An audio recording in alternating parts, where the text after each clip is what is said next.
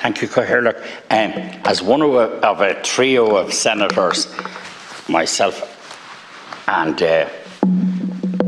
Mark and Senator Castles, who brought this up day after day in the Shannon on the order of business, etc., calling for this legislation, I want at the outset to congratulate this minister on bringing this forward in its totality, on his steadfastness and his steadfastness in the face of very wealthy and very powerful vested groups.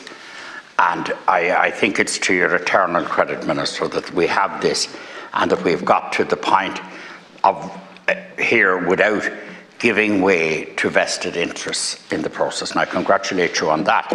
Of course, nothing is perfect, and I would agree with the latter point made in relation to I'd personally like a longer than 9 o'clock threshold as well, obviously. I do think a lot is achieved. It's important that we have the gambling regulator. It's important that we have the watershed. It's important that we protect our young people, that we protect young people against the free bets, all that goes with it, and the gambling regulator will do a lot of that.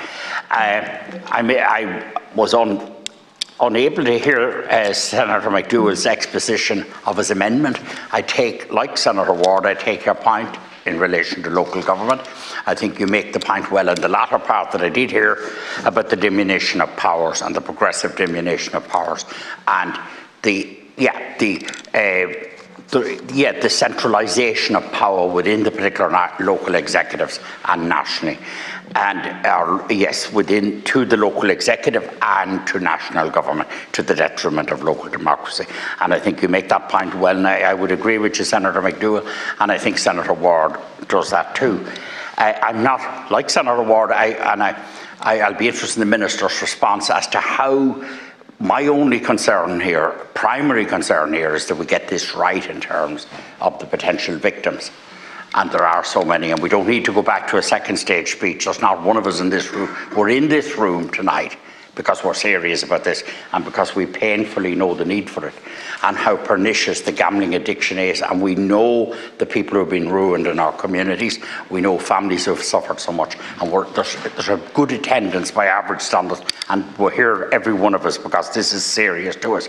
So my only comment would be, I'm interested, Minister, as to how you feel Senator McDowell's amendment would achieve the objectives of the bill or otherwise, because that, in essence, has to be the ultimate consideration, accepting that there is a diminution of local government powers. But I think we must err on the side of effectiveness in this instance, and we must err, and I'm going to await with interest your response, but in this instance our objective can be no other objective, no higher objective here than to ensure to protect as many people from the affliction that is gambling, to save particular potential victims, and of course I know there's a social fund in here and all of that to deal with victims and recovering victims, but that will arise in later contributions.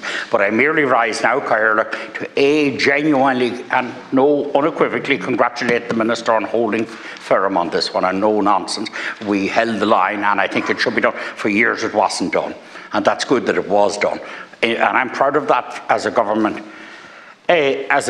senator, that we did do that, but we haven't done until we passed the legislation. But I want to say that. I want to accept the basic premise of Senator McDowell's amendment in relation to local government diminution of powers, but I want to hear from the Minister, what does he and his advisors and his analysis of this say will be the way we best protect our people from the affliction that is gambling? Thank you. Thank you, Senator.